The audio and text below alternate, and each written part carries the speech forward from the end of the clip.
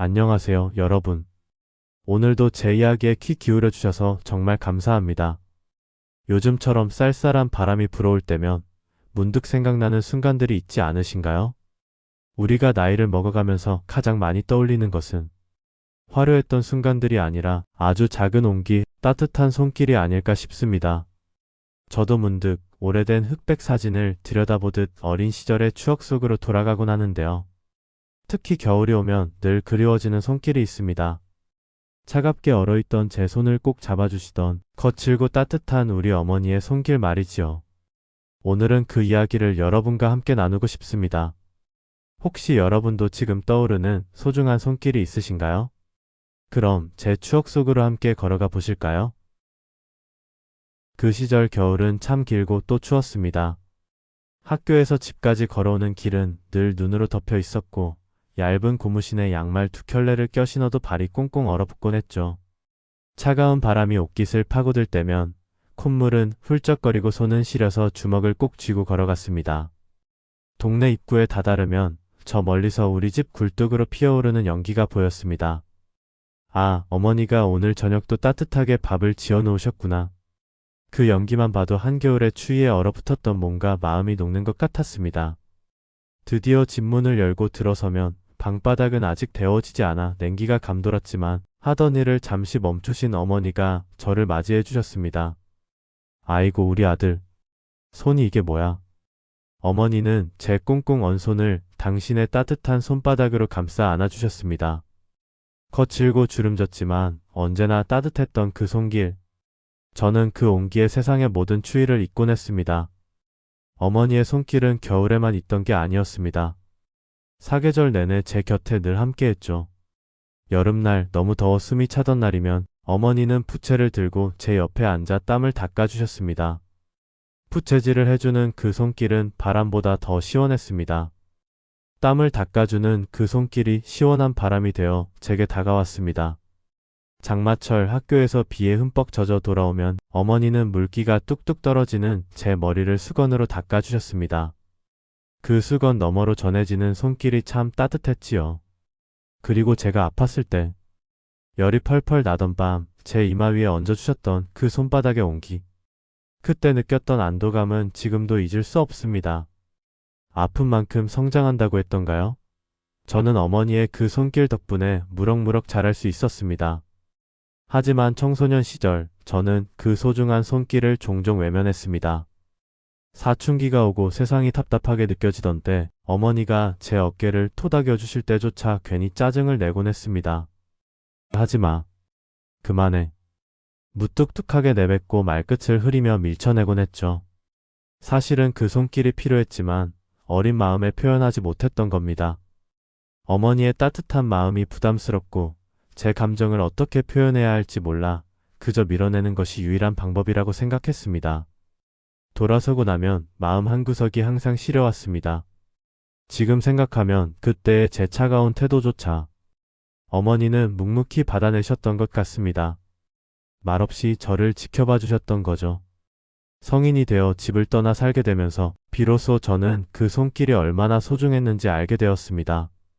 군대에 있을 때 혼자 병원에 갔을 때 아무도 제 손을 잡아주지 않는 낯선 순간들 속에서 저는 어머니의 그 따뜻한 손길이 떠올랐습니다.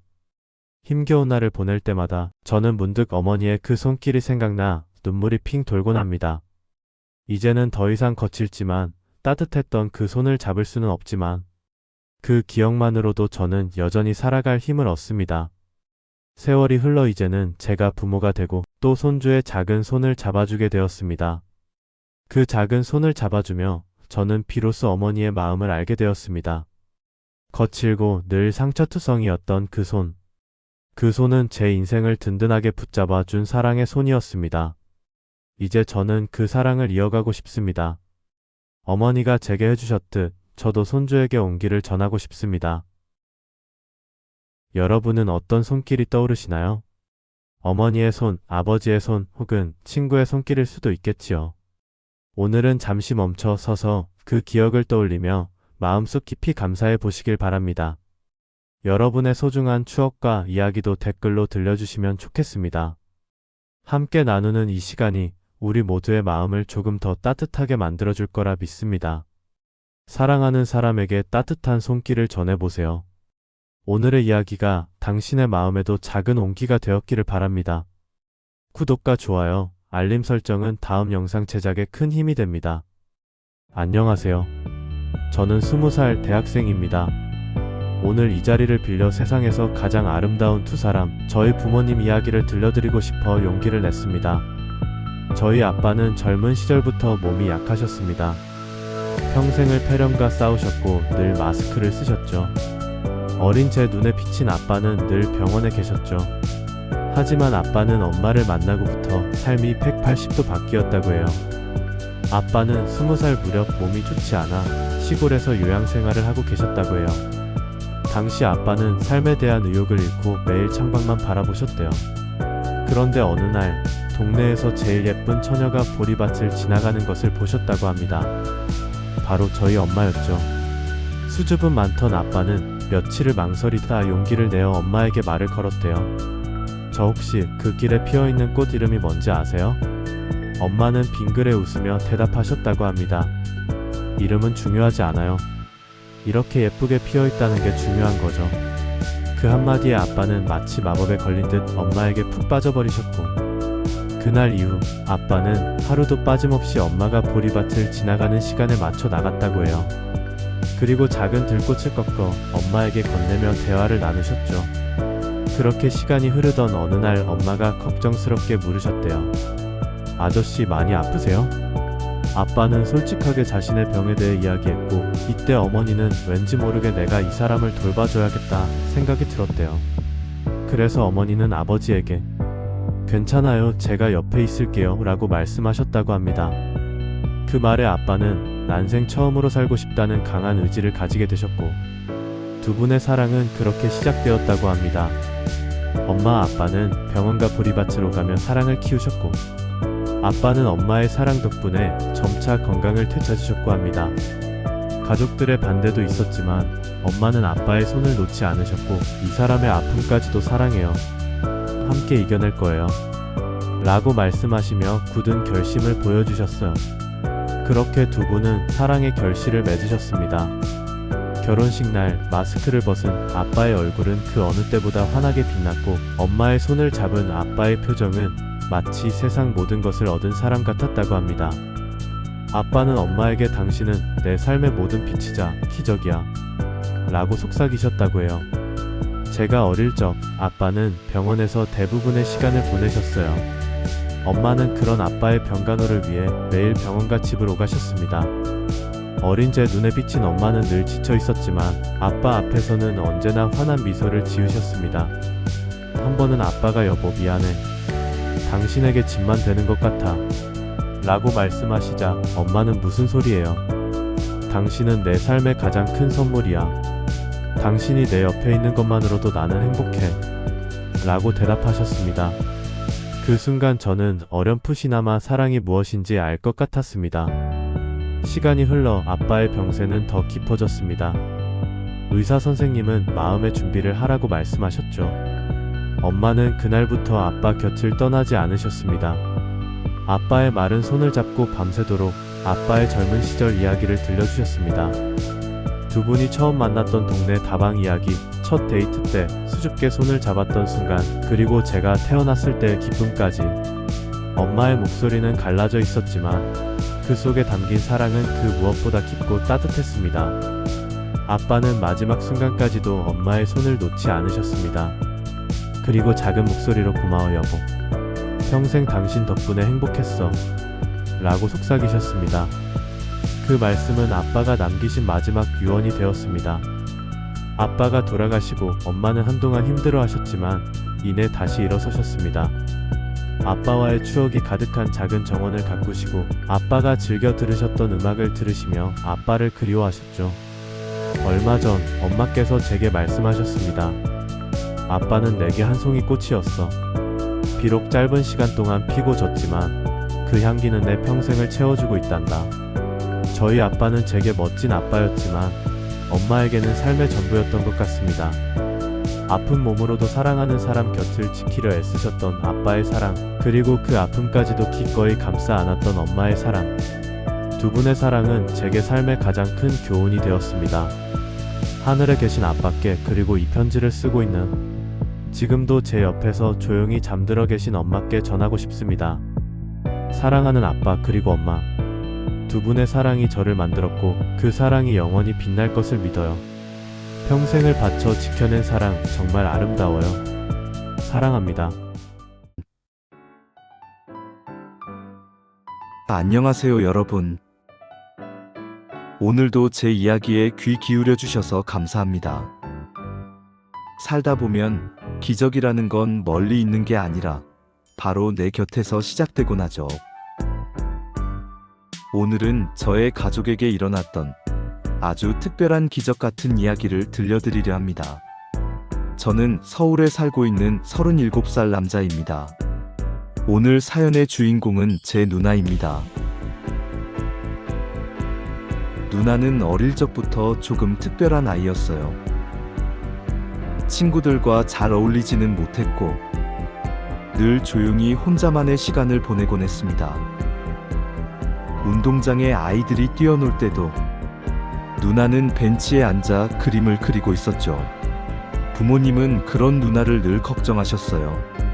얘가 세상에서 잘 살아갈 수 있을까? 하는 걱정이었죠. 저 역시 어린 마음에 누나가 안쓰럽고 때로는 이해할 수 없어 답답하기도 했습니다.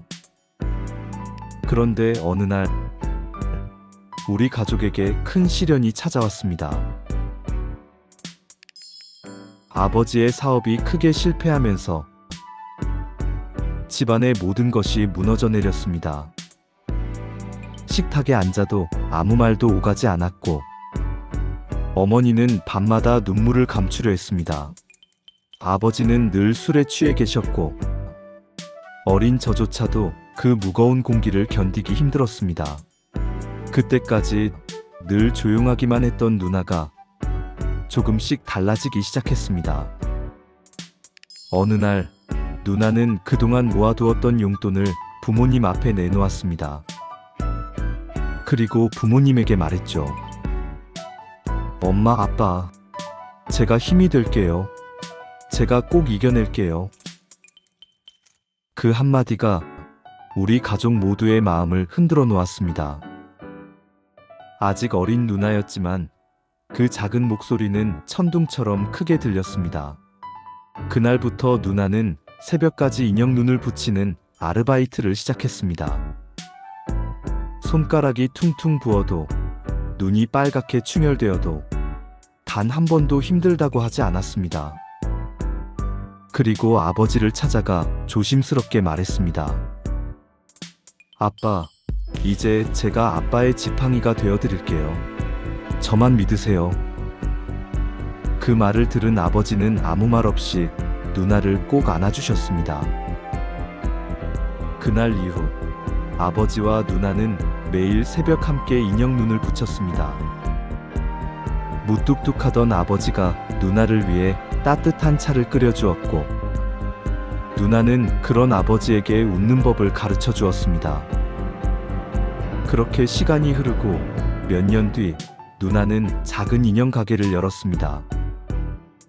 작은 가게에 놓인 인형들은 세상에 단 하나뿐인 누나만의 작품이었죠. 첫 손님이 인형을 사가던 날 누나는 기쁨에 눈물을 흘렸습니다. 그날 이후 사람들은 누나의 인형을 찾기 시작했고 가게는 점점 번창했습니다. 가게 안에는 언제나 따뜻한 웃음소리가 흘러나왔습니다. 저희 가족은 다시 웃음을 찾았고 부모님은 누나와 함께 가게를 지키며 행복해 하셨습니다. 지금 누나는 두 아이의 엄마가 되어 여전히 인형을 만들며 살아가고 있습니다. 누구보다도 따뜻한 엄마, 그리고 주변 사람들에게 희망을 나누는 사람으로요. 예전엔 세상과 벽을 쌓고 살던 누나였지만 이제는 그 벽을 넘어 세상과 마음을 나누는 사람이 되었습니다. 오늘 이 시간을 빌려 누나에게 꼭 하고 싶은 말이 있습니다.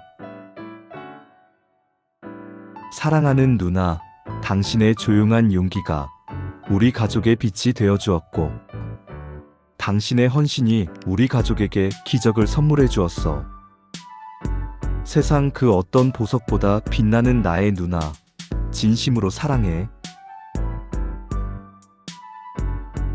오늘도 사연을 재밌게 들어주신 구독자분들께 감사드리며 좋아요, 구독, 댓글 부탁드립니다.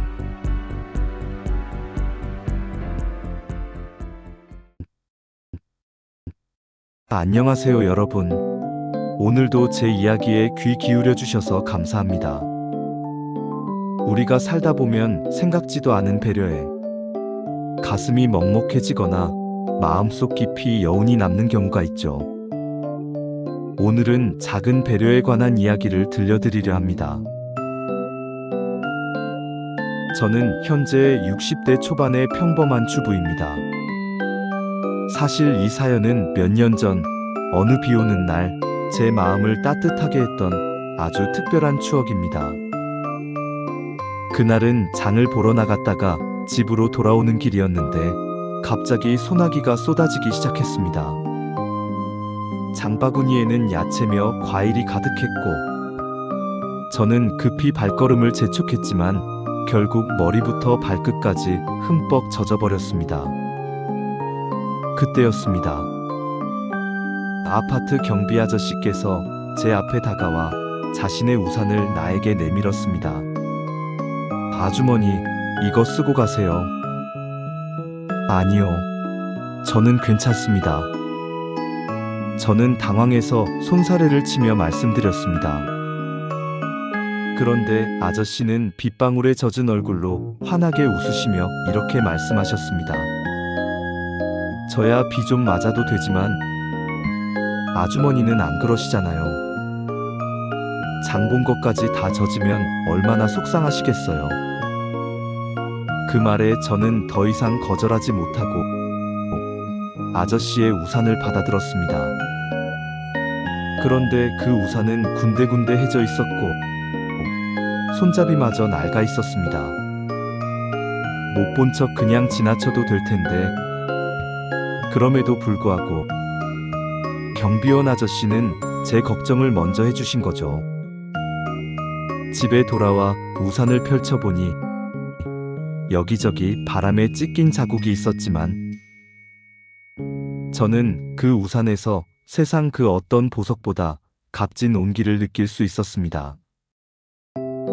그날 이후 저는 외출하거나 장 보러 갈 때마다 일부러 경비 아저씨께 먼저 인사를 드립니다. 가끔은 작은 간식을 챙겨드리기도 하고요. 아저씨는 그럴 때마다 수줍게 웃으시며 꼭 손사래를 치셨습니다. 뭘 이런 걸 다 하시면서도 얼굴은 분명히 행복해 보이셨습니다. 저는 그날의 일을 계기로 한 가지를 깊이 깨달았습니다. 작은 친절 하나가 누군가의 하루를, 아니 인생을 바꿀 수도 있다는 걸요. 그리고 누군가의 마음을 따뜻하게 덮인 친절은 또 다른 친절로 이어져 세상 곳곳에 퍼져나간다는 것도 알게 되었습니다. 저 역시도 예전에는 모르는 사람에게 먼저 인사하는 걸 부끄러워했는데요.